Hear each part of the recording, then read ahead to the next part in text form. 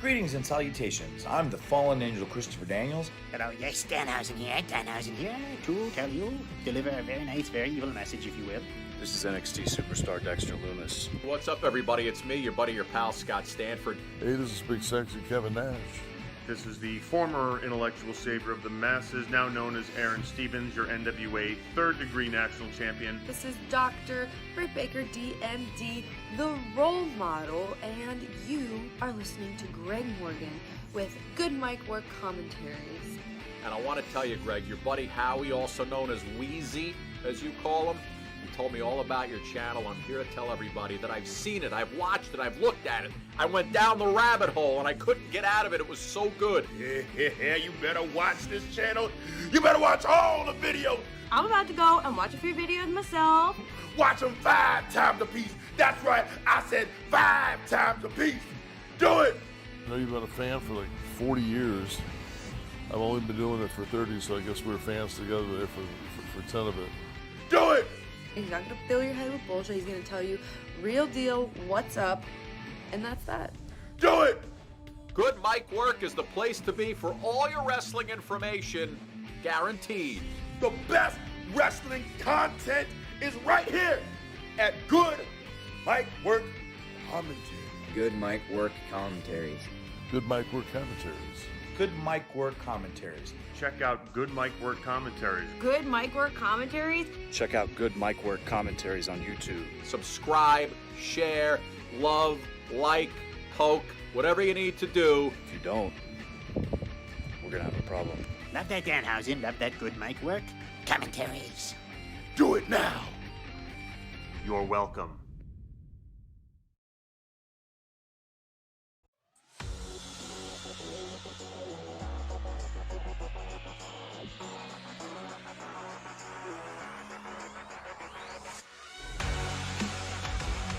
What's going on, everyone, and happy Thanksgiving weekend. Welcome to your holiday weekend edition of the Winged Eagle podcast for November 28, 2020. Hope you guys are having a fantastic day, a fantastic Saturday, and a fantastic weekend. We have got, surprisingly, a pretty loaded episode to get into today. I thought maybe news and results and everything like that would be relatively light because of the Thanksgiving holiday here in the States, but it's not. I actually have more news to get into than usual, and we have some really interesting topics to discuss, including a lot of fun wrestling results and a look ahead into next week when we have the big Winter is Coming show for AEW with a big title match set up. Lots of speculation there and lots of other matches announced for not only that, but NXT War Games is on the horizon and TLC is taking shape. So I thought it would be a light podcast. It will not. Lots to get into here on the menu. We're going to talk about the second appearance of The Undertaker on Stone Cold Steve Austin's Broken Skull Sessions on the WWE Network, which is a fantastic watch. We're going to get into a little bit about that. We've got news on a Keith Lee 24 documentary. We've got some Survivor Series bonuses being paid out to some of the talent. We got a no-go on the China Dark Side of the Ring episode. We had AJ Swoggle debuting on Impact, a little bit on the Young Rock show that's coming up on NBC. Shane Helms is back with the WWE. NWA returns to production here with a new Shockwave show this Tuesday. Gilbert had a heart attack. Bob Ryder passed away. Lots of speculation going on with John Moxley and Kenny Omega. Tony Storm turned heel on NXT. Rhea Ripley's future was addressed. Smackdown took place last night with Roman Reigns' next opponent appearing to be settled here in Kevin Owens, and that was great. There's a lot to discuss, and it's going to be a fun episode. I do have to try to cram this episode into a 90-minute time span if I can. Due to my work schedule, I kind of have to get out of here a little bit earlier than normal, but I think we'll be able to do it despite having all of this information and all these topics to get into, and I've got some really fun scheduling news for you as well. Can I be heard? Good. I wasn't talking into the wind there. Just want to make sure all is good here. All right. Do me a favor. Keep smashing that thumbs up. I think the likes really help, increase viewership and things like that on the channel. So it's never been more important to leave a like. So please do that if you're watching right now. We'll let everybody kind of gather around. I want to give you guys a schedule update too, because the channel is going to be whack in the next few weeks. I've got some fun stuff for December planned, and we're going to do things a little bit differently next week. So I'm going to get into that first. We'll shout out the patrons, and then we're going to jump into the wrestling news. And I think I'm going to start right with the Broken Skull Sessions, because that was just a phenomenal watch, and loved the second part of that, probably more than I liked the first part. So That's kind of what we're going to get into first once everybody gathers around. I hope you guys had an excellent Thanksgiving holiday. Those of you who do live here in the States, that is. I hope you guys enjoyed some time off. If you spent time with family, great. If you had to do a Zoom family or whatever you had to do this year, I hope it was a pleasant one and you were still able to stuff your belly with a lot of delicious food and watch some football and relax. I know I did. So I hope you guys had a great one, and thanks for being here. George Morris is here already with a $5 super chat. Hey, Greg, how was your Thanksgiving? I just bought Google Stadia video game streaming service for $100 and 50 games altogether, $550. Be safe. My Thanksgiving was great. I hope yours was, George Morris. What's wrong? No 0 out of 10? I'm not familiar with that game, that's streaming service. Not much of a modern gamer anyway, as most of you guys know. But I hope whatever that is, it's good and it's worth the money. That's the most important thing. Good to see you in here, Ian, as well.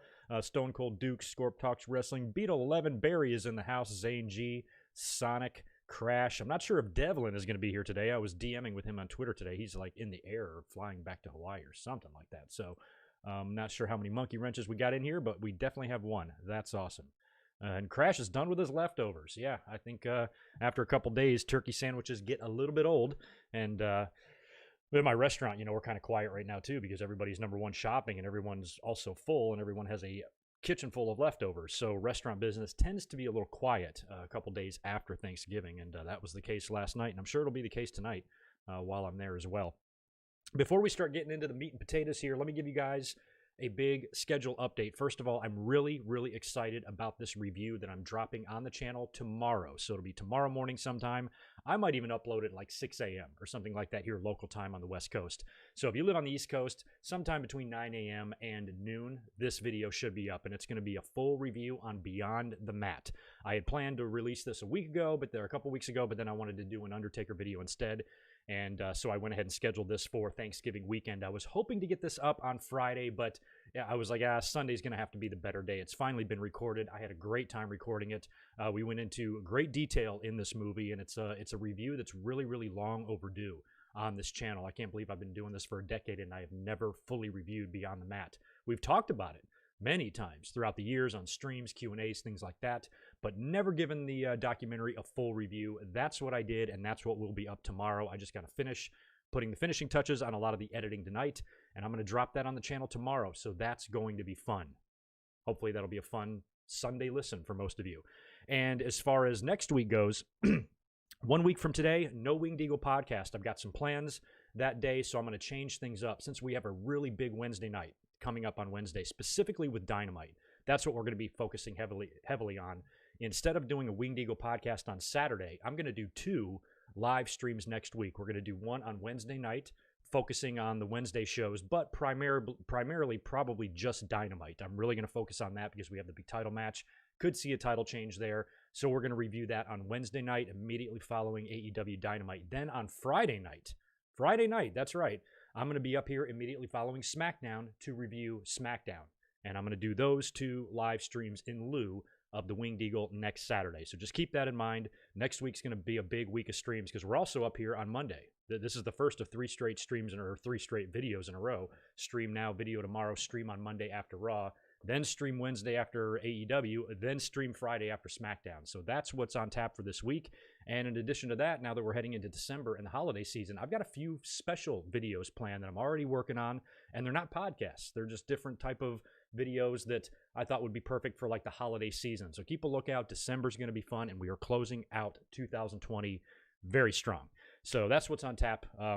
Make a note, whatever you need to do. And stay tuned on social media. Follow me on Twitter. Links to all this stuff will be posted over there frequently and shit like that. So anyway, let's get into the news first. Like I said, I want to talk about the second appearance of The Undertaker on the Broken Skull Sessions. We've had the 30 Days of The Undertaker on the WWE Network. Lots of Undertaker content within the past few months, ever since WrestleMania regarding The Undertaker, the last ride stuff. They have really covered a lot. We've really spent this entire year, Undertaker's 30th year in WWE, really evaluating his entire career. And he's just a lot has changed with, the dead man from a year ago up until present day. So his first appearance with Austin was great. This one, I think, was even a little bit better because they were able to go a little bit more in depth. They were able to talk about a couple of things that maybe in the first episode they didn't have time to talk about because, they were just little minute details. So some of the the stories that they told in this one is what I think I appreciated the most. They drank a lot more. They had a bottle of Jack, which got more than halfway done by the conclusion of this 2-hour podcast. They had some of Undertaker's like custom red wine, a bottle of that they opened up and drank, and they had Austin's Austin IPA or whatever the fuck it is, his beer. So they were triple fisting on the Broken Skull sessions. It was really good. And I think what I liked about the most about this one is that being able to hear the Undertaker tell these stories, because like we've talked about, he's never, kind of come out of this character. He's never sat down with a kayfabe commentary shoot interview or a Ring of Honor one or whatever and done, one of these big, long, in-depth shoot interviews ever. And if there's anybody that has just an endless fountain of stories to tell, it's the Undertaker. Think of the things he's seen and the places he's been and all of his travels in the WWE, all the different eras that he's been on top through. And he's never been able to really share them ever. So this is his first chance to really get these out. So to hear his perspective, and that's the most important thing. We've heard a lot of these stories before on the screw job, the Hell in the Cell, things like that. But to hear his perspective from his own mouth for the first time ever is interesting, and I was riveted by this whole episode this time because it was fun. They had the really cool picture that we saw on social media as well of like him getting his first tattoo with Paul Bearer somewhere overseas or something like that. They brought up the really interesting story that we've also heard for many years about WrestleMania 14, back when Shawn Michaels was clearly not in a very good place. And I thought it was really cool that Austin and Taker both admitted right there on the podcast that back then they did not like him. And, even back then when, it was just newsletters and, and information, it wasn't like the internet now. Even the dirt sheets really weren't reporting this, but you could tell on camera even that like Austin and Taker just didn't really want much to do with Shawn Michaels because of like just what a horrific prick he was. And, they both go on to say that, they're both very proud of Shawn, how he turned his life around. And now they're both very, very close with Shawn and love him like a brother. But they fully admitted they hated the little twerp back in the day. And they brought up WrestleMania 14 when Shawn went into the match to have to drop the belt to Austin. And he was also injured. And there was this talk that maybe he wouldn't go out there on a WrestleMania that's, pretty big and drawing some pretty huge numbers. They draw a huge gate for this. They really started turning the corner here on WCW right at this time. Had Shawn done something to sabotage this, he could have drastically affected the course of wrestling history just by him not cooperating that night.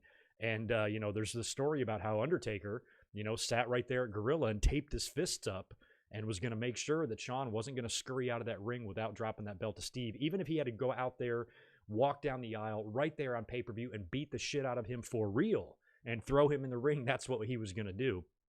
I never knew the validity of that because we've only heard it from other people. We've never heard it from Undertaker. So, did this really happen? Was this really an option? And, I could see back then that it sounded plausible to me, that Undertaker would make sure the right thing was done. And you got to be, if you're Shawn, you got to be pretty brave to think that you're actually going to be able to get out of that ring and into the backstage area and out of that building alive. If you walk out on the main event of WrestleMania, everybody's going to be wanting to kick your ass. So Shawn would have been an idiot to even attempt that anyway. But Undertaker was there just to make sure. And he said that Shawn had approached him once news of that story got out. Shawn, I think in recent years, approached the Undertaker. Hey, were you really going to beat me up? And Undertaker said he lied to him. He goes, nah, I wasn't going to do that, when, he absolutely fucking was. And, part of me thinks, I don't know, it's a missed opportunity almost. There's a little sliver of me that wishes that Shawn didn't cooperate just to see what that would have been like. Undertaker walking out there. He would have been out of character then. That would have been our first time probably really getting a look at Mark. He wouldn't have been out there stalking Shawn Michaels like The Undertaker. He would have ran out there like Mark Calloway and just beat the piss out of him right there on worldwide pay-per-view. That would have been phenomenal. But he was there to back up Stone Cold. And that was kind of a cool story. I really appreciated that. I loved the Wrestler's Court story. All the Wrestler's Court stories are funny. This one is so hilarious for some reason because Teddy Long somehow came into a whole stash of Viagra and he didn't pay for them. He was given to them or he found them or whatever the fuck. And then he goes around and tries to sell them to the boys for $20 a piece. And when word got out that he got them for free, they put him up in Wrestler's Court and found him guilty as charged. Talked about Mae Young saying, why do you guys need to take that Niagara? Oh, shit like that. Every Wrestler's Court story I've ever heard has been funny, but that one's especially funny because Teddy, what the fuck, man? You got a contract with the WWE. Are you really starving here? Do you really need to fucking sell these things for $20 a pop? You creepy, slimy little bastard. Just kidding. We love Teddy. That was pretty funny. They also gave, or Undertaker, that is, gave his perspectives on the screw job as well, which was interesting. Now, I know, the screw job happened 23 years ago. We beat it to death here on the podcast and on the channel throughout the years, but we've never heard it from Undertaker's perspective. And it was really interesting there too, because we've only heard stories up until now. We heard that Undertaker was pissed. Undertaker demanded to speak to Vince. Undertaker demanded answers and shit like that. We've heard that from Bruce. We've heard that from lots of people throughout the years in shooter interviews and stuff. But to hear the Undertaker say it for the first time, that he was pissed and he went and confronted Vince McMahon and actually kind of, did a little bit of a 180, because he said, once Vince explained it to me, then I could see his side more. I still wasn't happy with the way it went down. And even Austin, both these guys are really tight with Brett. Brett and the three of these guys respect the shit out of each other. So, as much as they hated what happened to Brett and hated that happened, they could understand why Vince, as a promoter, just wants his fucking belt. Just give me my goddamn belt. And when any wrestler is refusing to do it, that's what happened. That was the end result. Don't think it needed to go that way. They both referenced that as well. There's so many things you could have done to avoid that whole situation, but they didn't do it. That's what happened in the end. It's a good thing that Vince was able to convince Austin and Taker that to at least see his side of it, because, those were two really big pieces in the company, especially Austin. What if Austin would have been as pissed off as Rick Rude and just said, nah, fuck this, I'm out of here. That would have just, imagine the damage that would have done. So it's a good thing that those guys could see Vince's perspective, because otherwise, that could have been a nasty chain reaction that could have, screwed the whole business up. So to hear Undertaker's perspective on that, I thought that was really cool. Probably the highlight of the whole interview was the Hell in the Cell stuff. Again, much like the screw job, we beat the Hell in the Cell to death. I've reviewed it. King of the Ring 98 review, by the way, is on my channel. That I did a 20-year anniversary on that show, I guess 2.5 years ago now. So check that out if you want to hear my thoughts on the screw job, or I'm sorry, on the Hell in the Cell match. But this was, again, the first time we've heard it from Undertaker's perspective. We've heard it from everybody else's perspective, even the referee, but never Undertaker. So that was cool. And they talked about how Undertaker said when he threw Foley off the cage and he did that, hellacious bump onto the table, he said, that's the closest thing I've ever come to like an out-of-body experience. He's like, I could see Foley falling, but I could also see myself watching him fall. And then they bring up the bump in the middle too, where, of course, Mick goes through the cage and he falls and the chair falls on him, knocks his tooth out, goes through his nose, the whole deal. Real sick bump on the mat. I think that's the one that tore his shoulder up. Or no, I think the table tore his shoulder up, but it was just a sick bump and it didn't look good. And, they were talking about being up there. And I remember, I've told the story a million times. This was the very first pay-per-view I ever watched on this brand new, like 50-inch TV that I bought. One of those old ones that was on wheels that you had to move around that weighed as much as a rhinoceros. And for me, that was like a big deal to see that bump in that match happen like on that big screen. I'll never forget that. And I remember when they were standing up there, you could see those little metal twist ties or whatever they were. I thought they were plastic, just snapping off the cage. It's not like now where that thing is so reinforced. You got a couple of 300-pounders up there. And I've talked about this millions of times about Hell in the Cell matches. If I'm a wrestler, I am literally diarrheaing myself up there. I can't be up there standing on that mesh that you can see right through and see the bottom, and it's sagging and everything. I don't know how these guys not only were taking bumps on it, but walking on it, but taking bumps on it, falling on it. And then they talked about where, the choke slam happened and the cage gave way. And I am not saying I am right at all. I am not going to question The Undertaker. I'm not going to call him a liar or not. I fully admit that I could be 100% wrong on this. But my gut instinct has always told me that bump was 100% planned. The cage was designed to break like that. Foley was designed to go through and take a back bump. That's what they wanted to do.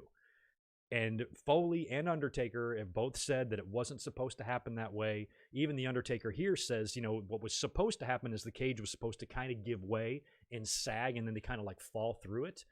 And which makes sense, because if Mick Foley has the big table bump planned, maybe the plan was for them, hey, after you take a bump like that, you can't take another one. So if we're going to get back in the cage, let's just fall through it.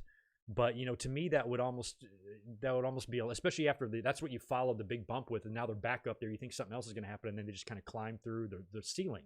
If that was the plan, so be it or whatever. But I just, in the back of my mind, I always think that it just sounds better for interview purposes. It sounds better for reflection if you tell the story as if it wasn't supposed to happen at all. Like, as if that bump needed any more embellishment. I mean, my God, it was so disgusting. Mick is lucky to come out of that bump alive. but my gut has always told me it was planned. The way Undertaker was standing, he was standing on the other panel, so if it was supposed to give way, he might have been wanting to stand on, I don't know, threw Foley off, and he just went right through it like butter. It's not like Foley hit it and it stalled and then it broke and collapsed. I mean, it went right through like it was on a hinge, like it just swung right down. And so I've always thought it was completely planned, but Undertaker kind of corroborated what Mick has always said, that it was not supposed to go that way. So that surprised me. I always thought that bump was planned. I kind of still feel that way, but who am I? I'm Greg. That was all very cool. The story of him getting burned at TLC 2010, Jesus, man.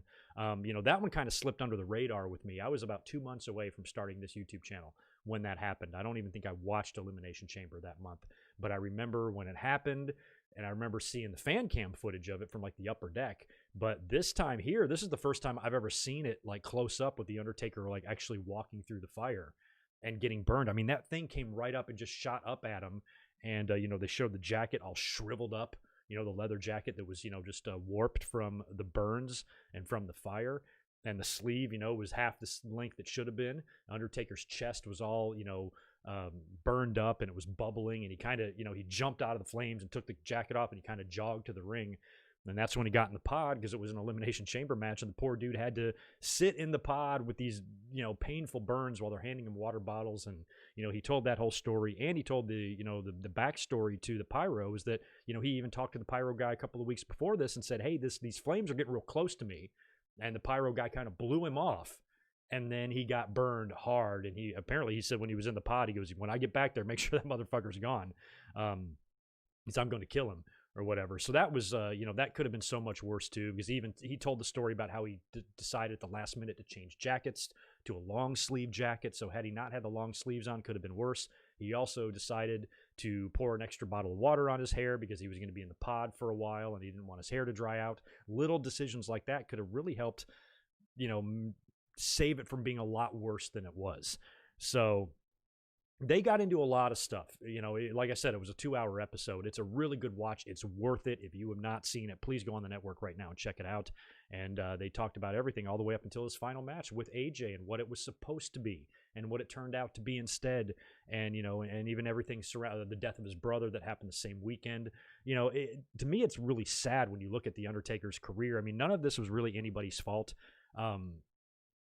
I don't think I'm never going to be happy with The Undertaker coming back after WrestleMania 33. I understand he wasn't happy with his performance and all of that, but, to me, that was a suitable end. For me, somebody watched The Undertaker for 27 years up until that point. I'm like, okay, that jacket and that hat and that glove thing and the main event of WrestleMania, even though it's not a title match, doing the job, descending down the ramp, all of that would have been perfectly fitting for me and a fan like me. And when it was undone, you have a chance to do another little send-off here on your 30-year anniversary, and then the pandemic hits and fucks everything up. Because had there been no pandemic, I think he could have had a great in-ring match with AJ at WrestleMania, and then he could have done something here at Survivor Series in front of an audience. Like I mentioned this a year and a half ago, Jushin Thunder Liger, the big send-off he had, after Wrestle Kingdom, and that big ceremony and the silence and the people and, the tribute and everything. I envisioned something like that for The Undertaker at the Survivor Series. And then, maybe even next year going into the Hall of Fame. This whole year could have been this one big celebration. And it, aside from all the great content that's been on the network, like the Broken Skull sessions and all of the Last Ride documentaries and everything they've done regarding The Undertaker, what he's done on TV as a send-off to me has been a letdown. I was really indifferent about the Survivor Series because, nothing against him or whatever, but WWE, they totally phoned that in. It would have been better if there was a crowd. I understand they had to do it in the Thunderdome. You can't get out of that date. That date is the 30-year anniversary of his debut. So pandemic or no pandemic, you got to acknowledge that, and that's just what they had to do. And I think The Undertaker got a really raw deal with COVID, because had it not been COVID, I feel like WWE would have put a little bit more effort creatively in what they did for him, because bringing all those guys out, Godfather and Nash and all these guys, just to walk out there and disappear, why? They should have been standing in the ring with him, or at least standing on the outside of the ring, or having something that a little bit more resembled what they did with Ric Flair back in 2008, but again, the fans would have been a big part of that. So I feel like his big 30-year tribute show just kind of sucked, it just sucked. And to me, that's disappointing because, I always had a much grander idea of what his final, like really true final send-off would be. But I still think he could turn up on TV again one day in some sort of an appearance capacity. But it's it's kind of a bummer. But at least in the meantime, the WWE Network, I think, just did a wonderful job of really showcasing the Undertaker's career, tributing him. That was the real tribute in my mind. These last few months of documentaries and specials and all of this stuff surrounding the Undertaker has been great, and to me that's been my send-off. So this was cool. I hope they do a Broken Skull Sessions Part 3 with these two guys, because there's no way between two episodes, like what were they, 2 hours each, these guys could go 20 hours. They've only been 4 so far. So I could hear just hours upon hours upon hours of stories, especially just from Undertaker alone. With Austin adding his 2 cents, it's just an endless fountain of stuff. So I hope we hear more from the Undertaker, and I hope we see him do more. He's on TikTok. He's doing cameos. Mark is out there. So hopefully we'll hear a lot more stories in the future from Mark Calloway, because, even 30 years after his debut and his retirement, he's still in pretty high demand. You got to be if you're charging $1,000 a pop for cameos. So, anywho, that's my 2 cents on the Broken Skull Sessions, and hope you guys get a chance to watch it. If not, I'm going to knock out these super chats as soon as I'm done running through some of these news here, guys, but I appreciate them and I see them. We had a trailer released for a Keith Lee 24 documentary, which is awesome. This is debuting on December 6th. I've been really kind of let down by Keith Lee since he's been on the Raw roster. WWE doesn't even want to give him a clean win or a victory in any of his matches. Everything is a DQ or an interference or count out or some shit. But his road to get here is a great story, and I'm really glad that they're taking a look at that. That should be interesting, and hopefully, a lot of times they pair these documentaries with pushes. So, if they're releasing this doc, and maybe Keith Lee's going to be the one to win on Monday. We're going to talk about Monday in a minute, but there's a triple threat match coming up. Keith Lee, AJ, and Riddle. Winner is supposed to face Drew McIntyre at TLC or sometime, or at least be the number 1 contender. But there's also talk about Strowman wiggling his way in there and winning that. But if they've got a 24 doc coming out on Keith Lee here next week, then, maybe he's the one going to get the title match. I don't know. I still don't want to see that. I don't think Lee and McIntyre works right now, but we'll talk about that later. Anyway, Keith Lee 24, December 6th. That's going to be good. I don't know why I wrote this story down. I just found it was interesting. Fightful Select was reporting that Survivor or WWE talent was receiving Survivor Series bonuses. It says here that we heard from several people within the WWE that there were flat bonuses determined even before Survivor Series happened. There were several people that were told they would be given $15,000 bonuses for appearing on Survivor Series in a highlighted match. We aren't sure if that's across the board or if there are additional levels. Several WWE contracts are constructed to feature television and WWE Network bonuses. So it sounds like the talent got a little chunk of change for this year's Survivor Series, and rightfully fucking so. WWE, even in the face of a pandemic, is just making stupid profits. Little bit of a bummer on the possibility of a China Dark Side of the Ring episode. We have season 3 that I think is in production or pre-production at least right now on Vice, and there's going to be a lot of episodes in this one, and China was a natural candidate here because of her story and everything. Apparently this is not going to happen now. The friend and former manager Anthony Anzaldo, told Wrestling Inc. that he was approached by Dark Side of the Ring for an episode regarding China, but he wouldn't give them the rights. And he's quoted here saying that they're putting it on Vice. It's a Dark Side of the Ring 2-hour version. They want me so bad because they know the story isn't told without me. I am not giving them the rights while they claim they still have the rights because I signed a release when I did my sit-down, which they apparently paid him $1,500 to do. In response to this clearly kind of an asshole's claim here, Dark Side of the Ring producer Evan Husney told Wrestling Inc. there are no plans for an episode about China for the upcoming season of Dark Side of the Ring. At the start of pre-production earlier this year, we became aware of multiple projects that were currently in production about China, and thus we ultimately decided against pursuing this as a future subject. So it sounded like they were interested, but then when they found out there's a lot of other, projects going on, they decided not to do it. And this manager or friend claims that they're after him or whatever. He kind of sounds like an asshole, but the bottom line here is we're not going to get a China episode, which kind of sucks, but, maybe we can still get that down the line. There's a lot of episodes to do. And I think they're doing one on definitely on WCW. I forgot what Eric Bischoff was quoted in saying they were. He did a couple of interviews for something. Can't remember what it is now. Shit, sorry. Anyway, no China, though, when Season 3 comes out. I wrote down because it was so hilarious. Did you guys see this past week on Impact, they brought out the mini AJ, a little AJ Swoggle came out. Carl Anderson was the one to introduce him. I guess Ethan Page is in the ring. I don't watch much of Impact, only clips here and there from what I can tell. They're still doing the empty arena thing, and watching AEW and WWE kind of adapt to this, it's hard to go back to that completely dead silence of wrestling. So even though I'm glad Impact is doing all right, there are fans that are very entertained by the product. I have a hard time really watching it right now, but this was interesting. Ethan Page is in the ring. Carl Anderson comes out and says, "Here's your opponent," and AJ Styles' old TNA music hits. And, of course, it's not going to be him, but it's there. And out comes the wee nominal one, Swoggle, dressed as AJ Styles. He's doing all the AJ stuff. And he gets in the ring and actually defeats Ethan Page, rolls him up, and somehow pins him. It was really bad. I don't know what to make of this. I don't know if this was a fun-loving type of thing. I don't think they're really taking a shot here at AJ Styles. Anderson's his boy. These guys are friends.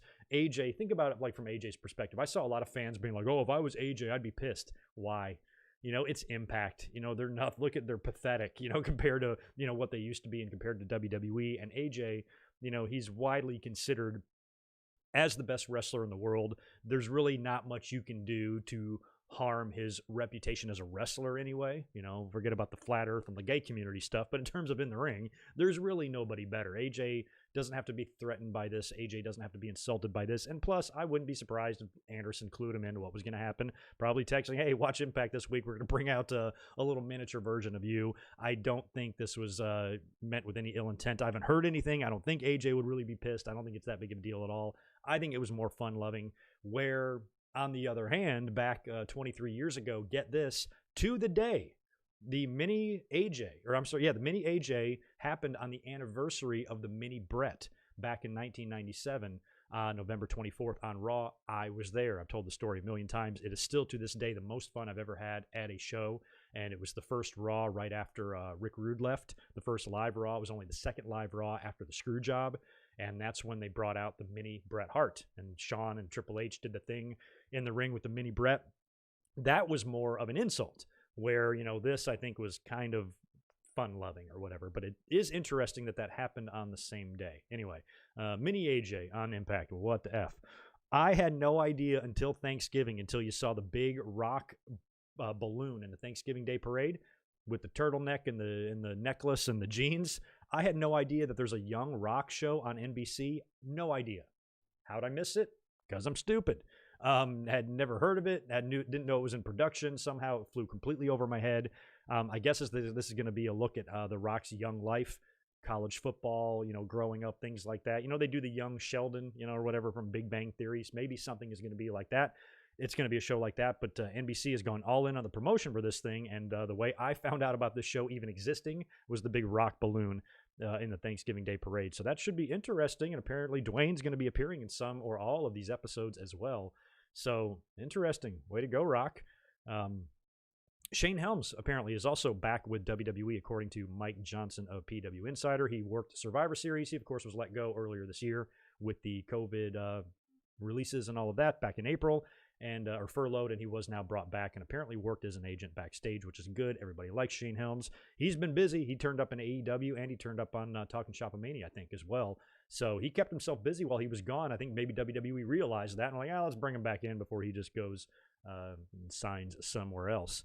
And some more good news as well. NWA is back. This is another, promotion that was affected, very badly by the pandemic and COVID and everything. It's cool to see the NWA still have a little bit of a presence by sending some of their guys having a working agreement with AEW. We see Ricky Starks. We see Eddie Kingston. You got Thunder Rosa there, Serena Deeb. The NWA Women's title is featured on Dynamite. So this was a smart move by them to keep them in the wrestling fans' minds while they're not really producing any sort of any shows right now. Well, apparently they're back. I guess NWA Power might have been scrapped completely, and they've got a new show that debuts this coming Tuesday. It's called NWA Shockwave, and it is going to have brand new matches on it. So good for them. I'm glad they're back in business here. It'll be interesting to see how they do. I would think they would be one of the ones that would be, easier to survive since they already did a small studio setting anyway. they could probably figure out a way to produce some matches and some TV here. So that's what they're going to do. Should be interesting to see what that looks like and what changes are made to their presentation and their product on Tuesday. I'll definitely take a look at that. Apparently, we need some get well wishes to be sent out to Gilbert. Dwayne Gill suffered a heart attack. James Ellsworth, of all people, was the one that released this news, talking to Gilbert's family. I suppose the two of these guys are friends, but he was in ICU. He's in the hospital. He's recovering well, apparently. And according to the reports, Gilbert is going to be all right. So we wish Gilbert well. He is my long-lost uncle, as all of you know, and hope Gilbert rests up and convalesces well. Get well, Gilbert. And also, very, very sad death to report. Bob Ryder passed away. And as somebody that's been reading wrestling news and newsletters ever since I was a little shit, Bob Ryder is a name that I've seen and heard many times throughout my life. He was the editor of OneWrestling.com and very influential, in the wrestling, media landscape and things like that. He was one of your go-to guys for wrestling news and all of that. He worked for WCW, and he was a longtime TNA and Impact employee as well. Everybody loved Bob. He had just a crazy outpouring of support the other day on social media from all the wrestlers, even modern ones, that have worked with him even recently in Impact, and how he's helped them out and was always there for them and was always approachable and was able to help out a lot of talent, dating all the way back to guys that are considered veterans now to rookies. I mean, he had a wide reach, and he was around a lot of talent. He was in the business for a long time, and he was really, really, really well loved and respected by everyone. So that was a very sad death. That caught me off guard. I kind of forgot about Bob. What about Bob? I hadn't heard his name in a while and wasn't really sure what he was up to. So it was very sad to hear about Bob Ryder's passing. That's just a name that just dredges up a whole ton of memories for me. Especially back in the early days of, kind of reading wrestling news and getting into, the destruction of kayfabe, to be quite honest. But Bob was one of those guys. So rest in peace, Bob. Apparently he was found dead at his home. He may have fallen down. He was suffering from cancer as well. So he had some health problems. We don't know the exact cause of death yet, but it was very sad, and he was pretty young. So thoughts are with his family and his friends. Rest in peace, Bob Ryder. Before we get into the Wednesday night shows, I think that's what I'm going to hit next. We'll talk about Dynamite. We'll wrap things up with NXT. We'll talk about last night's Smackdown, preview Monday's Raw, and I'll go through what appears to be the rumored card for TLC right now. I don't think we have any matches official, but I've got, 6 matches penciled down as pretty good possibilities. So we'll run through what's on tap for TLC. Let me knock out super chats that I may have missed while I was flapping my gums. Please continue to slam that thumbs up button for me. I would really appreciate it. Likes are important on the channel right now, more than ever. They really help the exposure of the videos and things like that. So please hook me up.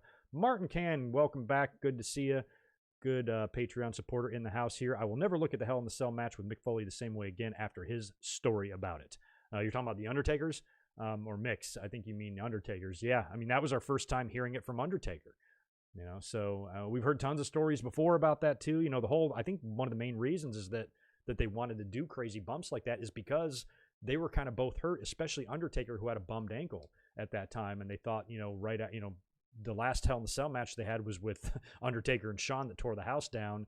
If they just get in there and try to have a match like that, it's probably not going to be very good. It's going to take something drastic to make this match remembered. And Mick went above and beyond what was needed there. He could have probably done half that, and that match still would have gone down as a legendary match. That's how crazy it was. Zane G, thank you, man, for the $10. I appreciate it. Wouldn't the rumor spread that if Shawn messed it up for everyone, then it would have been his way to heading to WCW to be with the Outsiders? You're talking about WrestleMania, I suppose, right? I don't know there, because there would have been all sorts of other legal issues to deal with there had Shawn walked out on the main event or something. He would have been in severe breach of contract there, and he wouldn't have been able to just go right over to Nitro. There would have been some litigation. There would have been some lawsuits, probably. There would have been a lot of stuff tied up to where if he did go to WCW, it could lead to some serious legal ramifications, not only for him, but WCW as well. So I think that would have complicated matters. But the prior year, he was trying to get out of it when he had the fight with Brett in the locker room, and he started on the unsafe working environment bullshit. That's when we all thought that he was going, because I think by 98, he was in such a dark place. I don't think WCW was quite on his mind anymore, but I guarantee you, 1997 Shawn Michaels would have jumped if he was able to. He really missed his buddies. But if he would have messed up the pay-per-view main event, I mean, unless Vince just fired him right there on the spot, you're fired, and then he's free and clear to do whatever he wants, I suppose. But I don't think Vince would have allowed that to happen. As Vince is like, the last thing I want to let you do is fuck up my main event and then go work for my competition. I would think that Vince would make it very difficult for Shawn to be able to do that. But I think there was a better chance that night with the fight with Brett, because that was in Hartford and Nitro was in Boston or somewhere in Massachusetts. So it was a drivable distance. And that's what they talk about, when they were sent home that night after the hair pulling fight, Shawn could have essentially driven and probably made it to Nitro on time to show up in the ring, but he didn't. Cooler heads prevailed there, but would have been interesting. Like I said, I'm a big believer in the multiverse. That scenario happened somewhere. I'd like to see it. Deshaun Robinson, thanks for the $2, dude. Did you hear about Jazz return on Impact? Yeah, I did. Didn't she just retire? I saw that, but I don't think I know I heard it or I read it, but I didn't see it. Like, I didn't see it actually happening. So she's still around, man. I was in the audience for her WWE debut at the Survivor Series in 2001, which I forgot it was her debut until I did a review of the show like last year. And I was like, oh, yeah, that was her debut. Anyway, I was there. Light up a sparkler for Gilbert. I agree, Mystery. If you got a sparkler in the house, light it up. For the master of the spear, Gilbert. Anyway, all right, what are we talking about first? Is that all the supers? All right, we're good there. I think I want to get into Dynamite this week. I don't have ratings. Maybe the holiday postponed them, or maybe I just missed them. I did not come across the ratings, so I have no idea what happened with AEW and NXT the night before Thanksgiving, if the ratings are going to be up or down or whatever. I enjoyed AEW a little bit more this week. NXT was good, but I thought Dynamite was pretty damn good because there was a lot of speculation, and I'm really excited to see like what they do with Moxley and Omega. And we got some crazy ideas, man. And next week, it's a big show. We have Kenny Omega and Jon Moxley. We've got the Dynamite Diamond Battle Royal. We've got Jericho versus Kazarian, Darby and Cody against Team Taz. Lots of matches, set for this show on Wednesday. It's going to be good, especially that main event. And I'm really interested in that because here tonight we were supposed to take a second crack at the contract signing. Of course, Moxley was attacked last week. He would come out and get revenge this week, and I got all sorts of ideas about what could be going on here because based on what's coming up in Japan on January 4th, I think there could be some serious crossover here. We'll get into it in a minute. Anyway, Dynamite opens up with Hangman Page defeating John Silver, who is just a hoot to watch. And at the end of the match, he hits him with a buckshot lariat for the win. The Dark Order comes out and really heavily tries to recruit Adam Page, doesn't attack him, says they respect him, and basically lets him go on his way. So that makes me wonder, because I just can't see Hangman really joining the Dark Order right now. That makes me wonder if we've got a Hangman Page and Brody Lee feud on the horizon, and that might not be bad. I could be into that. We had a Kenny Omega interview backstage, talking a little bit about Jon Moxley, talking about what happened last year in the unsanctioned stuff, and talks about, Jon Moxley's dad, says his dad could kick the shit out of his dad and all this stuff. So, just kind of ran his mouth there. He's, he calls himself the cleaner in this interview, but of course, clearly he's very, very far from the cleaner that he was in Japan. He's not there. Just calling himself the cleaner doesn't really make him the cleaner. So I'm wondering if they're just not going to go all the way in that direction, or if this is a slow process to get there. And, that might... We might finally see that next week based on what we would see in the segment later on with Kenny. So we're kind of eyeballing this. I feel this has a chance to be really, really good, or it has a chance to be a really, really big dud. But I've got really big hopes for Moxley and Omega, and I want this match to be awesome. And I want to see Kenny, really kind of get on the map as a major player here in AEW, like he should have been from the minute he walked in the door. Of course, we saw Will Hobbs turn heel last week. They're calling him Powerhouse Hobbs now. He defeated Lee Johnson.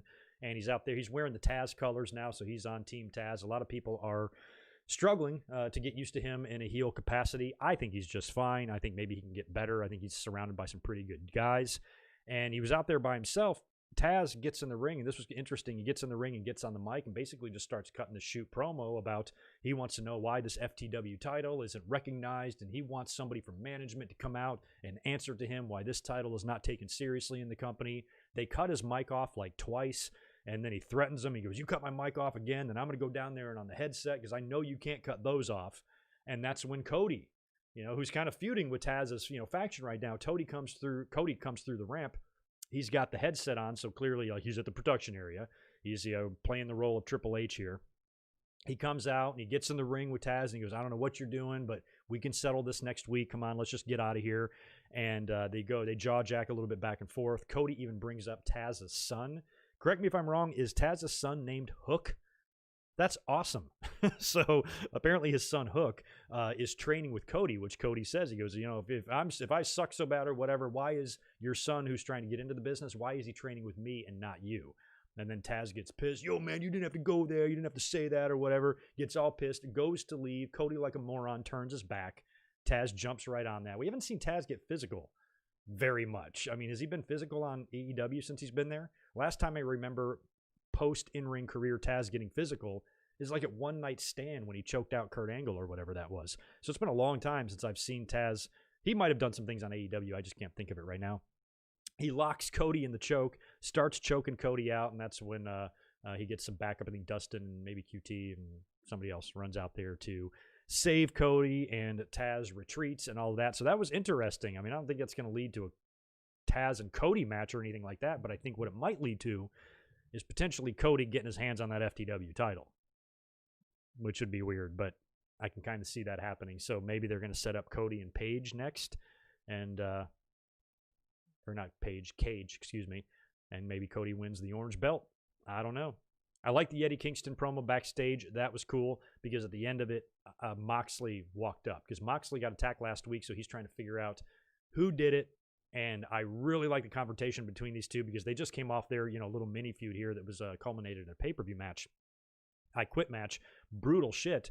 A lot of history between these two guys. Moxley comes up and gets right in his face, and Eddie's like, dude, I didn't do it. I got my own shit to worry about. You got your own shit to worry about. It wasn't me. You know who it was. And Moxley just accepts it. Okay, walks right on. And I like that, because of what these guys just went through with each other. There's still that respect there, even though they hate each other. It's still there. Moxley just flat out believed him. That was kind of cool. This match was more fun than I thought it would be. Jericho and Jake Hager took on SCU. Kazarian and Daniels. This was a really good match. A couple of 50-year-olds in there, too. I know Daniels is over 50. Jericho's 50. Got a combined age of about 170 years in that ring between all four guys. And a really good match. I think they caught Daniels at the end. Jericho hit the Judas effect, and Hager pinned him, I believe, for the win there. Kaz looked great.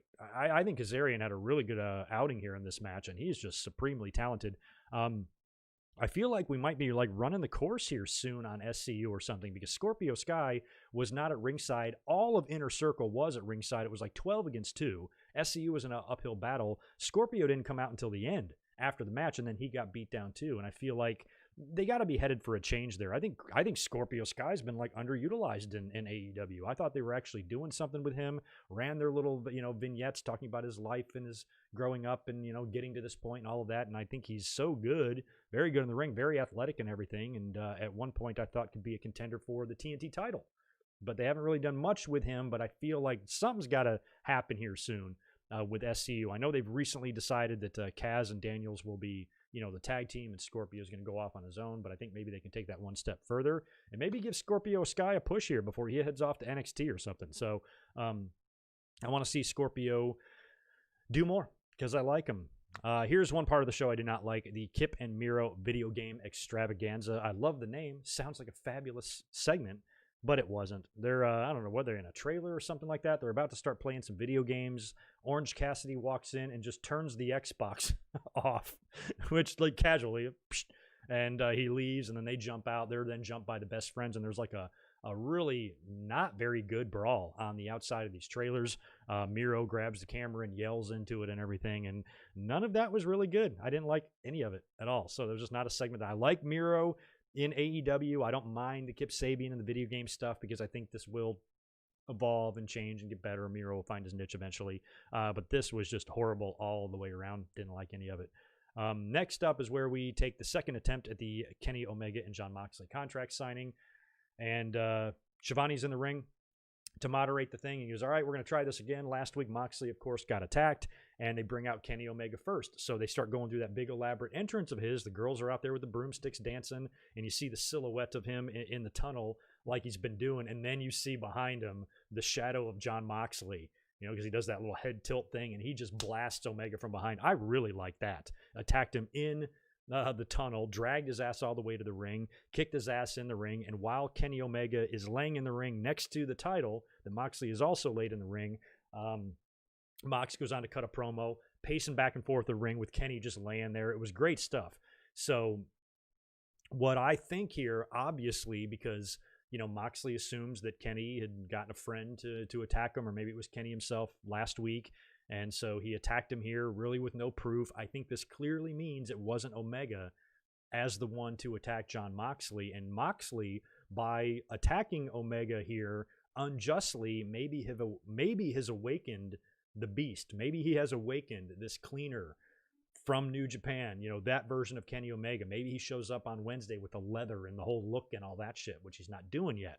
So that could lead to this. But also you have to wonder, it's because of the way this is all set up in storyline, it isn't Kenny was the one who attacked him. So who is the one that attacked him? And I love the idea of tying in New Japan here somehow, because we've heard the story. Once this match was booked, a lot of fans kind of figured out on their own, well, hey, there's Wrestle Kingdom coming up.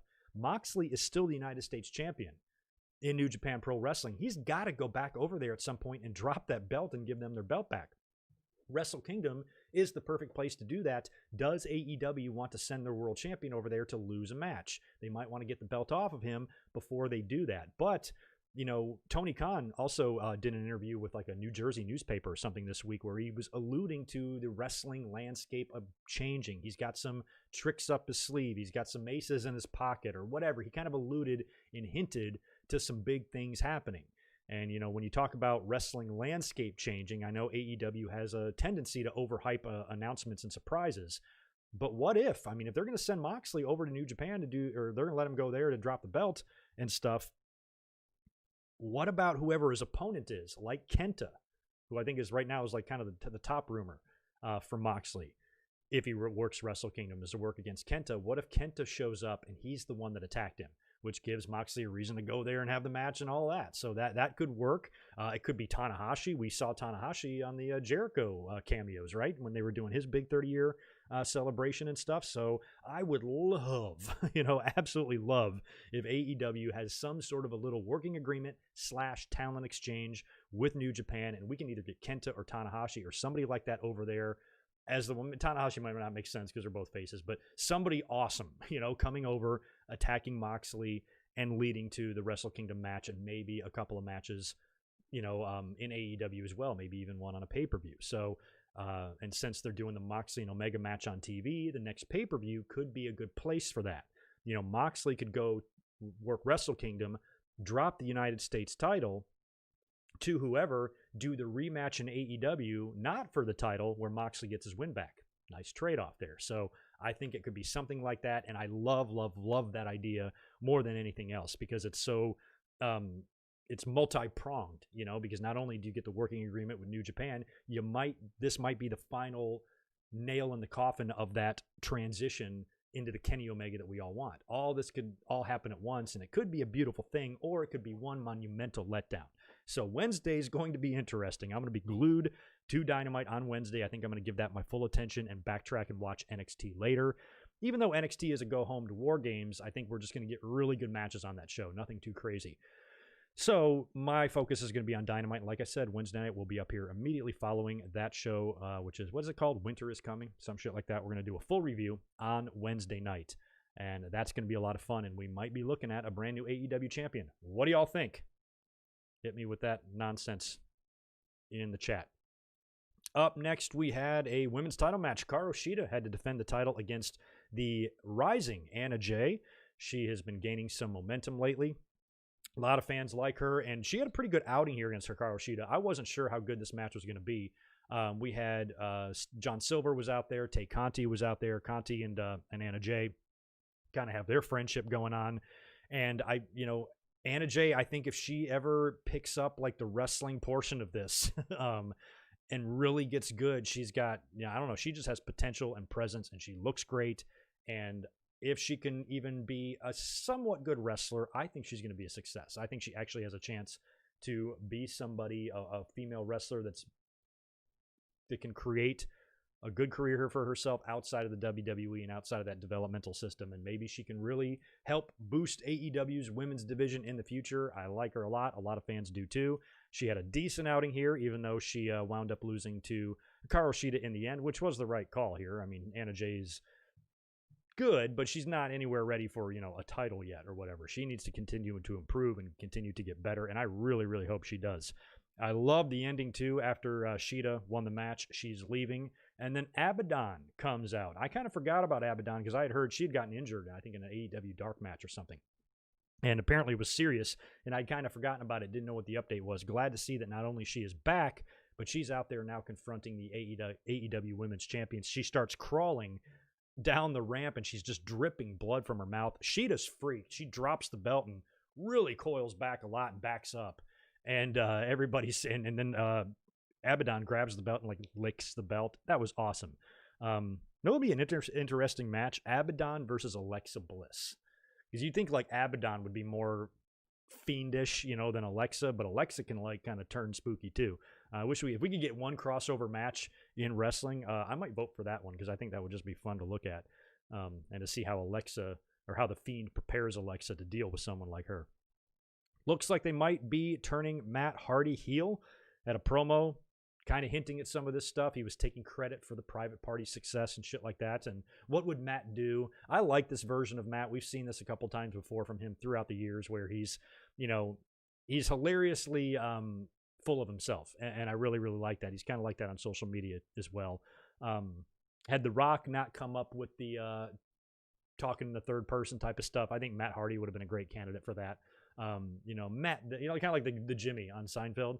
Jimmy is down or whatever. I always think had The Rock not done that, this type of character for Matt Hardy would have been the perfect guy to kind of make that his shtick. So that we're gonna keep our eye on that. Matt Hardy's probably gonna be having a heel run here, where he'll be more of a, kind of an arrogant, cocky, maybe even Jericho type of heel. Should be fun to watch. What else is he gonna do as a babyface, really? Boy, was the main event surprising, but surprising in a good way. Butcher and Blade have been growing on me. They got a tag team main event match here against Pac and Rey Fenix, and Eddie Kingston is on commentary for this. This is a really good match, and Butcher and the Blade, they went down to the Nightmares, right? Dustin and QT not long ago. They've been growing on me a lot. They've just been better. When they first came in, I thought they were such a hokey looking team, a lot like the Dark Order. Dark Order did a lot to change my mind as well, but Butcher and Blade, I think, have improved greatly. They've been having some pretty good matches here. Despite the botch last week, Blade almost killed Pac.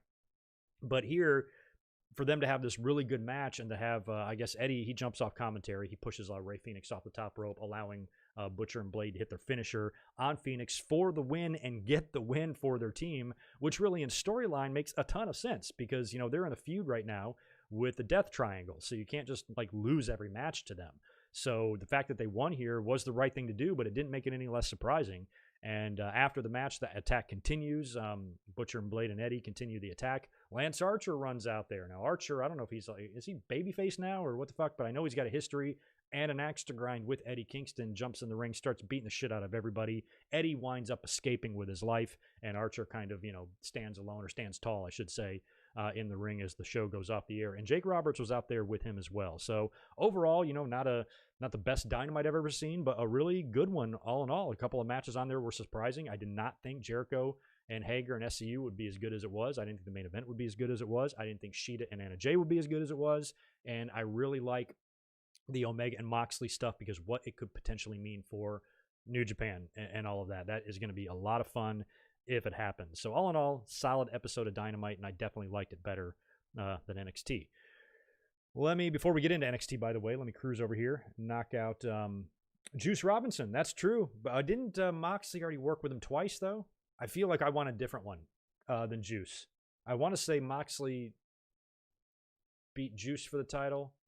Juice beat him for the title. Moxley won it back. Something like that. Can't remember. But no, Juice would be awesome, but I would rather see Kenta or something. That would be badass. Where are we at? Zane G, thank you for another $5. Dude, I appreciate the super chat. This year's Thanksgiving 2 days ago was the inaugural Survivor Series event. Yeah. Oh, so it fell on the same day. I see what you're saying. Yeah, that was a big, big day for me. I've told the story many times. I did a review on the first 2 Survivor Series last year, but the day of the very first ever Survivor Series, I was in a bike accident and I knocked all my teeth out. Gnarly. Ugh, still don't like to think about it. So that's a bad memory for me in 1987. But 1988 was awesome because I was able to see the pay-per-view and I had a great time watching the Mega Powers beat the Twin Towers or whatever the hell it was.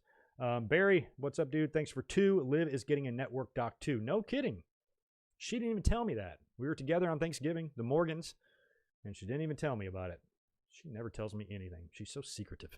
Well, cool. Good for her. All right, let's get into NXT here because I got to be wrapping stuff up here in the next half an hour if I can. First of all, Kevin Owens sat in on commentary for Wade Barrett this week, and he was phenomenal. Wore a little yellow tie and everything. He looked great, and he's just fantastic in everything he does. We had Candice LeRae defeating Ember Moon with a lot of help from Indy Hartwell, who interfered. After the match, Dakota and Raquel Gonzalez attack and continue the beatdown on Ember Moon. And Toni Storm comes out and winds up turning heel. She comes out. Her and Ember are about to jump in the ring and fight, and that's when Ember jumps in. She pulls her out, and then decks her, nails her, turns heel, and joins, and she would eventually later on, actually backstage, officially join Candice's team now for War Games, which is great. So it's going to be, I guess, Candice, Dakota, and Raquel, and Toni Storm, the newly turning heel Toni Storm, and I like this move. Why not? Why not turn her heel? Every time I've thought somebody might not make a good heel, case in point, her own teammate, Dakota Kai, a year ago. I wasn't sure. She seemed a little too colorful, too happy, too fruity for me. And boy, was I wrong. Dakota's marvelous. So why can't Toni Storm do the same thing? I think she can, and I think that's a good move for her because she was pretty much spinning her wheels a little bit. You know, she's been back on TV for a while, but didn't seem to be in direct title contention. Treading water a little bit, turn her heel. Right thing to do. Hopefully it'll work out well for her. Timothy Thatcher took on Kushida. Brutal match here. Busted up bloody face. Timothy Thatcher might have suffered a broken nose in that match, according to the reports.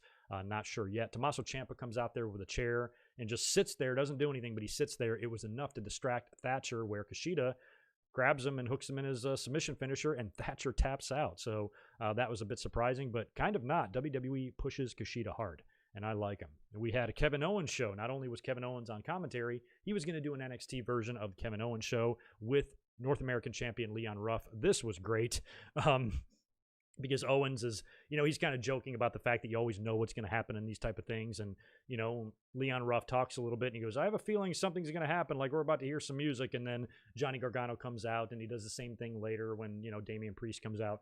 Gargano comes out to the ramp and he starts going, he goes, is this a prank show? Is Ashton Kutcher going to jump out of one of these pods? And Kevin Owens goes, very timely reference. And Gargano says something like, well, I only said that because Ruff is too young to know what it means or whatever. I thought that was very funny. I'm like, fucking punked. That was like 20 years ago. Eventually, Damian Priest comes out. Kevin Owens is making light of the whole thing. Even when he was talking to Leon Ruff, I think prior to Gargano coming out, they say something about, you know, when they put the belt around Leon Ruff's waist and it like fell, and Owens says something like, the same thing happened to me when I won my first NXT title. I just think Owens should be fucking president. In the end, Damian Priest comes out as well, and that's when Regal hits the ramp and makes the inevitable, which we saw coming from 3.5 miles away. Triple threat match at TakeOver War Games. It's going to be Damian Priest and Johnny Gargano and Leon Ruff. So this is kind of interesting that they're doing the triple threat because this provides an out for Leon Ruff if they want to actually keep the belt on him. He could survive this. You know, all he has to do is capitalize on some shit going on with Priest and Gargano, catch Gargano up with a quick roll-up again, and retain the title. Or I think we mentioned this, I think last week, I think another fun option here is to maybe have Gargano win the belt back again. So now he'll be a 3-time North American champion, win it in the triple threat by pinning Leon Ruff, but then his very first title defense will be against Damian Priest, who again, I felt like lost the belt too quickly after winning it, and maybe this can all be designed as a way to pass the belt back over to him, passing it through Gargano and Leon Ruff on the way. And now you've got Gargano with 3 North American title runs, dropping the belt in all 3 of his first title defenses. That might be fun to do as well. So I think I might prefer it that way because I feel like whatever they do here, the belt's going to land back on Damian Priest anyway. So maybe take that one initial step here, put it back on Gargano, then Priest. But with the triple threat, you could still have Leon Ruff come out of that thing with the title. That would be crazy, but maybe. The Grizzled Young Veterans returned to TV as well. That was cool. They attacked Everrise. I guess they were coming out there for a match, and they just hit the ring, dressed in like street clothes, beat the shit out of them, and they're back. They're an awesome team. Really happy to see them back. We had Cameron Grimes defeat Jake Atlas.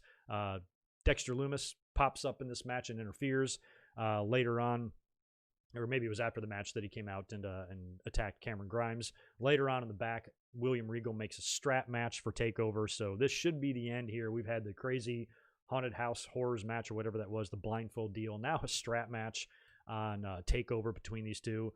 Should be fun. We'll see. I thought the blindfold match was a letdown with Grimes and Lumis, but hopefully the strap match will be good. I'm sure it'll be brutal. And we also had Rhea Ripley coming out to address her future. They were basically...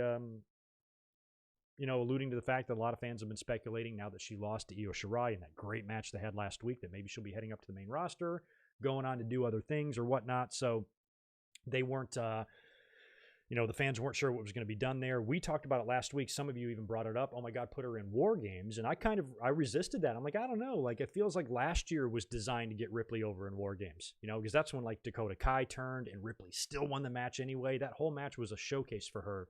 So I don't think you really need to do that again or even have her out there at all.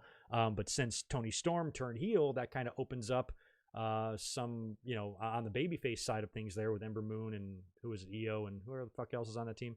So that opened up a spot there. So while she's addressing her future, Candice comes out with her entire team, including Toni Storm. Raquel Gonzalez has got Io Shirai on her shoulders. They kicked her ass and dragged her out there. And then they all hit the ring and beat the shit out of Rhea Ripley. So that's going to lead to her joining the team. And she's now going to be a part of that War Games stuff, which should be good. The women's match is looking good. So is the men's match. And speaking of the men's match, they had a ladder match, a War Games Advantage ladder match with Kyle O'Reilly and Pete Dunne. The winner of this, their team would get the advantage, the man advantage in the War Games matches on December 6th, right? That's the same day as the Keith Lee doc, by the way. And in the end, Pete Dunne got the win here. This is a brutal match, too. My God, O'Reilly and Pete Dunne, they took some sick bumps. When you put these two guys in a ladder match, it's going to be nuts. And it was really good. Masked Man pops up. Clearly, Pat McAfee looked like him, moved like him, the whole deal.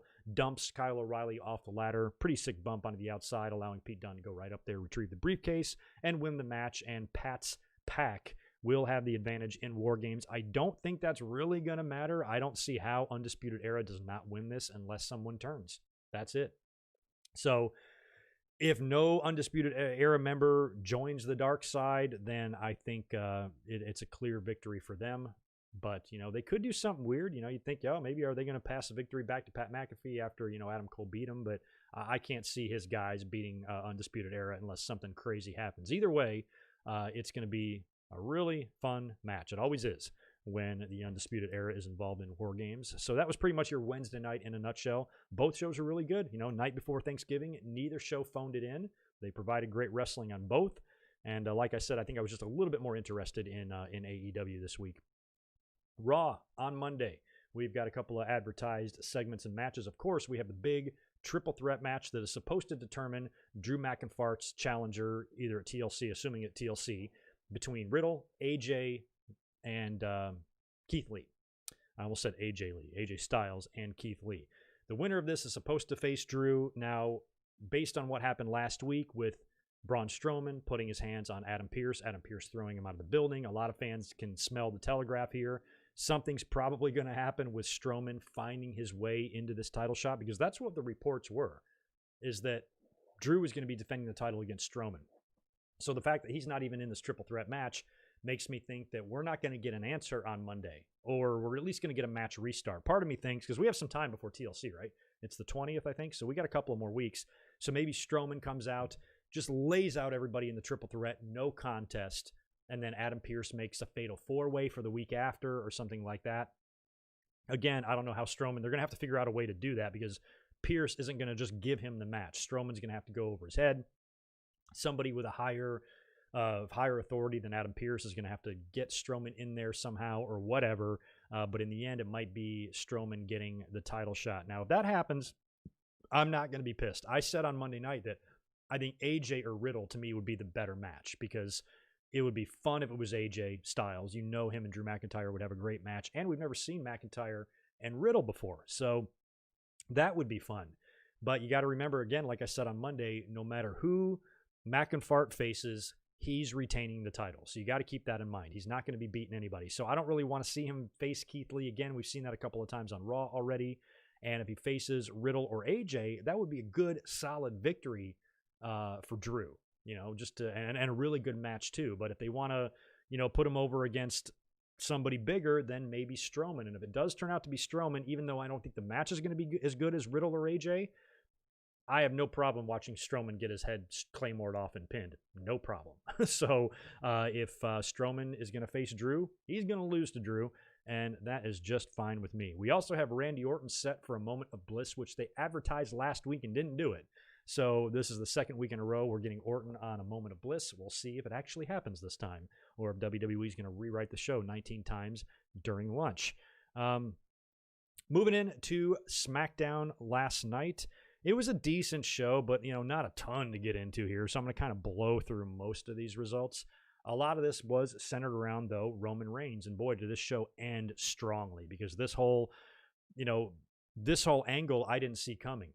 We had all heard going into TLC that it was probably going to be Daniel Bryan is going to be facing Roman Reigns. There was some talk on the websites last night that the entire show of SmackDown was being rewritten about 14 seconds before they went live. So they completely rewrote the show, at least according to reports, last night, and changed gears a little bit with what their plans are for TLC. And that all started out with Roman Reigns and Jey Uso cutting a promo in the ring where Roman is chastising Jey for his involvement and interference at Survivor Series. I never asked for your help. I never needed your help. Treated Jey like a complete piece of shit, and says that Jey has to, own up to his actions. So now Jey's complete motivation here throughout SmackDown is to, get the approval and impress his cousin Roman and do everything that the head of the table wants and all that bullshit. So as soon as Roman is done just completely verbally destroying his poor family member there, Jey is leaving by himself, coming up the ramp, and that's when Otis is coming out for his match,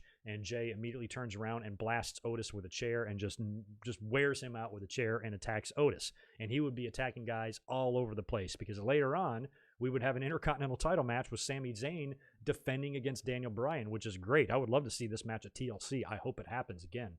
And Sami Zayn, I just love. He's like one of my favorite people across all of wrestling right now. He is goddamn hilarious. Sami Zayn out there looking more and more like the Cuban Assassin every day. And he beats Daniel Bryan via count out here when they both spill out to the outside of the ring. He tries to run away, runs to the back, like through the curtain, through Gorilla. Daniel Bryan chases him. And then the referee, she's up to an 8 count. And then Sami Zayn runs back, sprints back all by himself, dives in the ring at the last minute, and wins via count out. So at least maybe it was an Intercontinental title match. I don't know. Was it or not? I don't remember.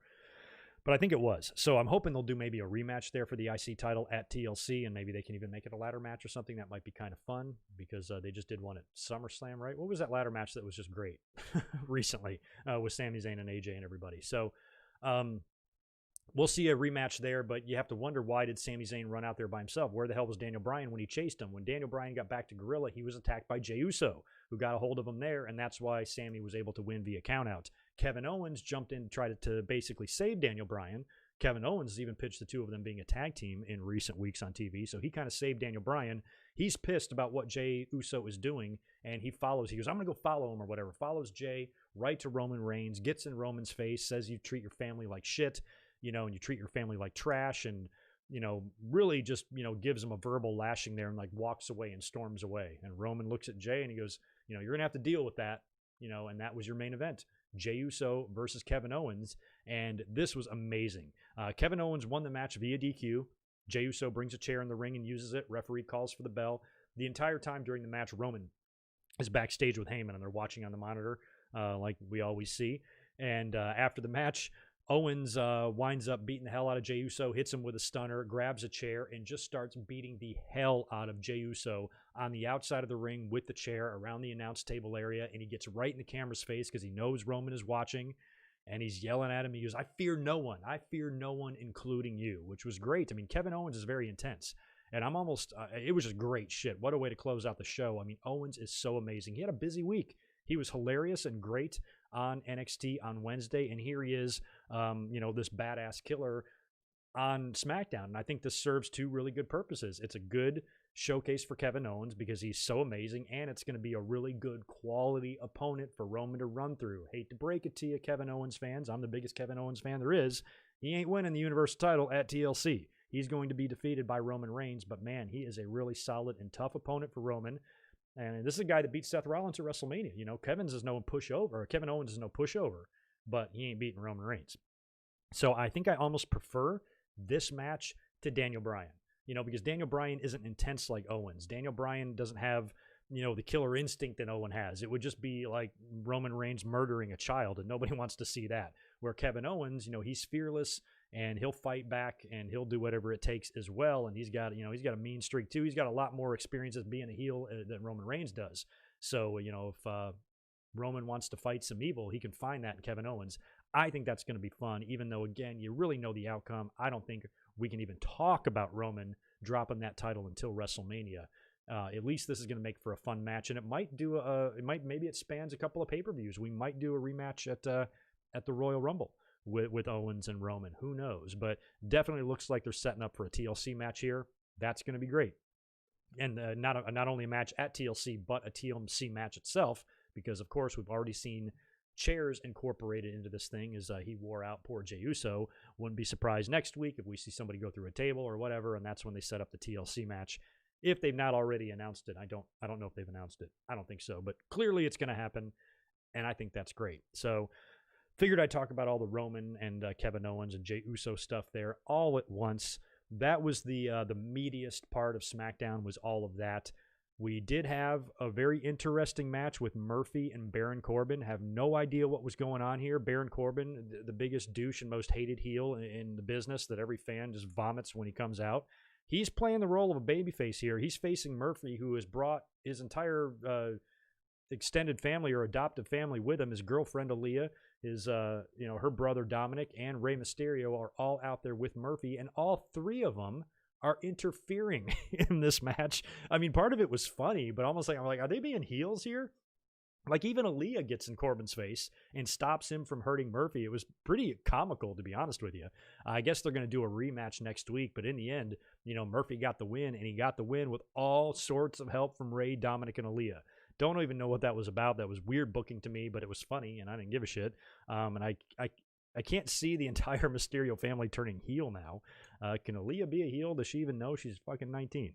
I don't know. That was more funny than anything else. No idea what was going on there, and apparently they're going to do that match again this Friday on SmackDown. We had the Street Profits again, my favorite match here, taking on Bobby Roode and Dolph Ziggler, and the Street Profits dropped the match to them clean. Obviously, they're probably going to set up a TLC tag team title match here, but I wish WWE could be a little bit more creative than the champions got pinned, now we have a match. They are just a few days removed from the biggest win of their career, defeating the New Day at Survivor Series. I do not think this was the time to beat them clean in the ring.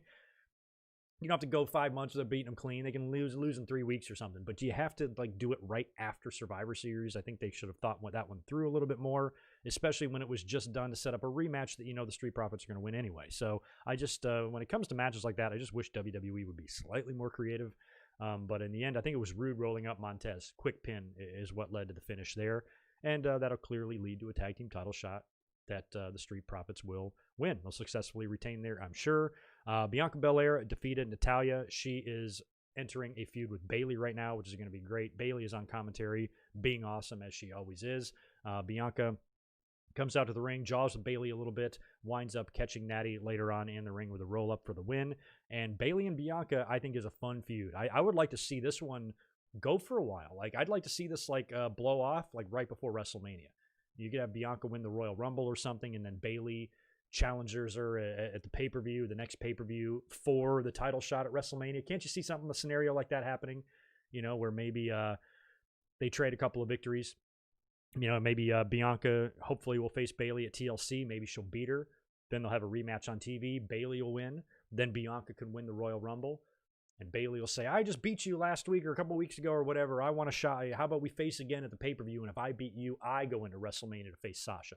And then, of course, Bianca wins the blow-off, goes into WrestleMania, beats Sasha for the title. I'd love to see something like that. I think Bianca and Bayley has amazing potential to not just be a one pay-per-view feud, but to be something that can carry into the beginning of 2021. And I hope they do it here. They're both great, and it gives both of them something significant to do. This is a big feud for Bianca, and Bayley, I think, in the end, is going to do the right thing here and put her over in the end, regardless of how many victories they trade with each other. In the end, Bianca will come out on top of this thing, and it's nice and it's refreshing when they have somebody that was the champion, no longer the champion, being in like a significant feud. You don't see that very often. Usually, like the championship feuds in the women's division, there's always something going on there, but underneath it's just a fucking mess. So to see like a direction here, storyline-wise, between these two, I think is awesome, and I have high hopes. Maybe I'm being optimistic. Maybe I'm being too optimistic. I just think both women are way too good to fuck it up. Even WWE can't fuck it up with their bad booking. So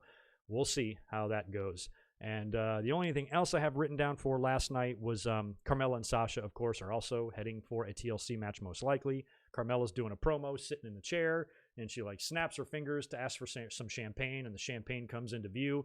But you see the boss, brass knucks on the hand. It's Sasha. She texts Carmella, beats the shit out of Carmella, and just punches her and just kicks her ass.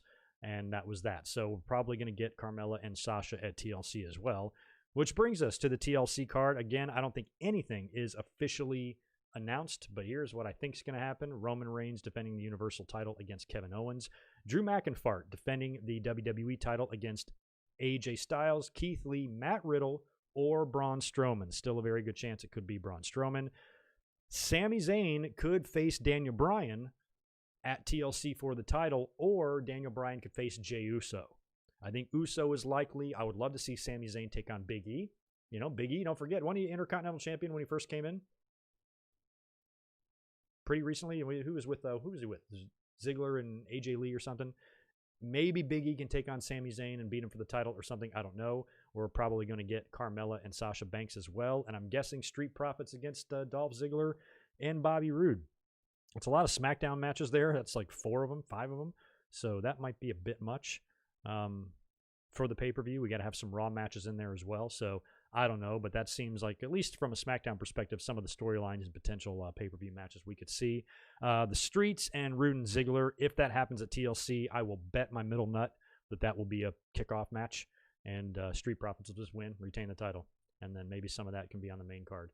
And look at there, 6 minutes before I need to kind of start thinking about wrapping things up, I have ran through my notes. I made it. I was a little worried there that we'd be able to cram this in 90 minutes. Let's cruise back, answer some super chats, and hang out a bit before I head out of here. Please do me a favor and smash that thumbs up button for me if you don't mind. If you would like to listen to this podcast in audio form, it'll be up on the podcast sites later on tonight, and I will have a downloadable MP3 up on my website, goodmikeworkcommentaries.com, but that will not be for like another 5 hours. It's going to take a while because I got to go to work first, come back, and then I'll throw it up on the websites in case you're wondering. And then don't forget, tomorrow, Beyond the Mat review drops in the early morning. Let me answer the super chats that I've missed. Where are we? Deshaun Robinson, thanks again for 5 more there. I didn't think I needed heel Tony in my life, but I do think I'm in love. Heel Tony, I think, is going to change a lot, because she just turned heel, so a lot of times when that happens, it takes a while for them to kind of evolve into that more heelish persona. I'll be interested to see how they do that with her. And how they change up her personality gimmick, or maybe even her ring attire in some way. Who knows? We'll see. I like Toni Storm. I always have. And I am more than willing to give her run as a heel turn a chance, because I think she can be good. Zane G, thank you, dude, for 10 more. I appreciate it. It may be small, but funny part was when Owens grabbed the chair and sat at the head of the table talking crap to Roman Reigns. Yeah, that was fun. Well, we went on the outside of the ring when he was attacking Jey. That was good. And that was so perfect, so subtle. I love that shit. Kevin Owens is just fantastic. And that's what your point there is. It's the small things. Kevin Owens and guys like him are really good at doing little subtle things like that some talent, doesn't think to do. Owens is a goddamn genius. That was a great segment. I mean, SmackDown was not wonderful overall. It was just like kind of okay until that ending. That really grabbed your attention. The new one, what's up, dude? Appreciate the 5 or the $4.99. Hey, Greg and family, this is Vontae. Oh, what's up, Paige? How you doing? Sorry I haven't been up here in a while with you all like I would or like I would like. Just want to say happy holidays. Well, same to you, Vontae. Welcome back, man. All good. Don't worry about it. We're going to be up here a lot in the holidays. Were you here earlier when I talked about all the shit I'm doing this week? Beyond the Mat review tomorrow. Raw stream on Monday. AEW Dynamite stream on Wednesday. SmackDown stream on Friday. Lots of videos coming up. So you got plenty of opportunities to hang out with us in the next week because I'm going to be up here 4 more times. So hope you can join us some more. And welcome back, man. And I hope you have an excellent holiday season as well. Yeah, I heard what Brian said about Roman. It's stupid, you know. I mean, everybody had their 2 cents about it. You know, Brian, he'll do. I've met Brian and Dave. They're both very cool and stuff. They have a tendency, especially Brian, to say some shit. He tried to defend it, but he doesn't really have a defense. You know, like I see what he was saying, but just choose your words. You know, it comes off as extremely insensitive, even if he didn't really mean it to be that way. He's like, no, like here's a website. Go look. You can see all these different kinds of leukemias and how they affect different people or whatever. It's the way you said it. It's the tone. It's the tone you always have. That I think is some of his biggest problems. But again, that wasn't something that I'm going to like crucify him for. I actually think he's said worse before, you know, honestly, but not cool. A lot of people called him out for it, and it was probably in his best interest just to take the L and shut up, you know, and just move on. But yeah, I don't know. Saw it, but didn't really have too much thought about it. Yeah, Big E Langston for Royal Rumble. Still, I might change, you know, as we get closer to the Royal Rumble, but right now, my 2 picks in my head that I want the most is Big E and Bianca Belair. I would love for both of them to win the women's and men's Rumbles respectively. You also have the Elimination Chamber to think of. When people get a title shot at WrestleMania, it doesn't necessarily have to be because of the Rumble victory. It can be Elimination Chamber as well. But I think Rumble victories are better for people that are like making the WrestleMania main events for the first time. You know, that's their way of getting there. And I think Big E and Bianca would be better winners of the Rumble. You know, Kofi is smaller, so when he won the Chamber to get there, I guess that made sense. But, you know, Big E, I'd rather have Big E win the Rumble than the Chamber. And same thing with Bianca Belair. So they're my picks right now. But as we, you know, get closer, maybe I'll change that. Maybe maybe Big E can get a title shot another way or something like that. And who knows if the you know, if the plans for Big E are, you know, even going to happen or not. Don't know. Martin Can, thanks again for 5 more, dude. Appreciate it. Awesome show as ever, Greg. How long do you think it'll be until we see Fiend Alexa? I don't know. It depends on how long they drag that out. Right now, I think they're still finding their way with that a little bit. Right now, it's all, you know, they're hitting home runs with it. She is just amazing in this role. But, you know, to me, I wouldn't rush it. You know, I'd wait for the right time or something to where she's got to transform into something super crazy. And when it happens, it's going to be awesome. Yeah, Ryan, that's my plan too. On Friday, when I do the SmackDown review, I will predict War Games as well. And right now, I'm not sure about War Games. That was something I forgot to mention, actually. My schedule is up in the air for Sunday. As of right now, I'm going to be home for War Games, but I have a coworker who threw his back out, and he's not back to work yet. I may have to cover him, and I might have to work at night. So that's another reason why I wanted to do.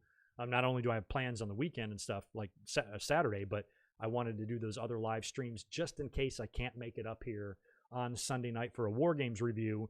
We're going to postpone that and talk about it Monday night after Raw instead. So Sunday's up in the air. I don't know yet. I'm sorry I don't have that information for you, but I'll be letting you know on social media whatever I am able to do for War Games. But right now, the way it stands, there's a really good chance I'm not going to be up here at all, and it's going to have to be Monday for the Raw review. But we'll be up here Friday for SmackDown, and I'll at least predict War Games. We just might have to wait an extra day until you actually hear me talk about it. Mike Tyson's got a match coming up. I guess you mean him, King Bling. Tyson's got a fight coming up. I don't know. I don't know what to make of it. He's getting $10 million. Yeah, new one. Beyond the Mat is going to be fun. You guys are going to enjoy that review tomorrow because, you know, that's a 21-year-old movie now, or a 21-year-old documentary. It's been out for a long time. Everybody's, especially modern fans, I'm sure have not only seen it multiple times. There's very famous scenes in that movie. It's very quotable from everything, you know, with The Rock and Mick Foley and Dennis Stamp and Terry Funk and New Jack and Jake and, you know, and WWE and Draws and all the shit in there. It's a loaded documentary, so much to digest. And I had a really fun time recording it. I had fun. Like I said, I got to finish up the editing tonight, and I'm really excited just to knock that out and get it up on the channel because it's going to be a good review. So stay tuned tomorrow morning. That will drop on the channel sometime in the morning and should give you some fun listening material and watching material. for your holiday Sunday. So anyway, I think that's it for me. I got to get out of here. I got to head to work, and there's bacon there, and I have to bring it home. So I got to go do that job of mine.